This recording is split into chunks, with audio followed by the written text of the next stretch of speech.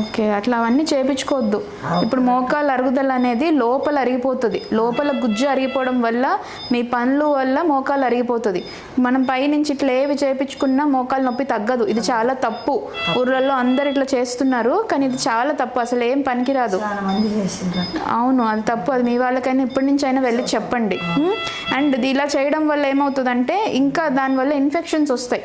ఆ పైన చర్మం అంతా ఊడిపోయి ఇన్ఫెక్షన్ అవుతుంది. సో ఇట్లా చేసుకోవద్దు ఎప్పుడు. మోకాలు అరుగుదల అనేది లోపల నుంచి మనం గుజ్జు పెంచితేనే, లాస్ట్ స్టేజెస్లో మాత్రం సర్జరీ. దానికన్నా ముందు అందుకే చెప్తాను, మోకాలు నొప్పి రాగానే రావాలి. అప్పుడు మనం గుజ్జు ఎక్కువ అరుగునప్పుడు తొందరగా దాంట్లో మనం ఈ ట్రీట్మెంట్ చేస్తే నొప్పి అనేది తగ్గిపోతుంది. ఇట్లా పైనుంచి పొడిపించుకోవడము, వాతం పెట్టుకోవడము, జీడి పెట్టుకోవడం ఇట్లాంటివి ఏది చేయొద్దు. సరేనా? చూడు, ఇవన్నీ పోయి ఇన్ఫెక్షన్ అవుతుంది ఇట్లంతా.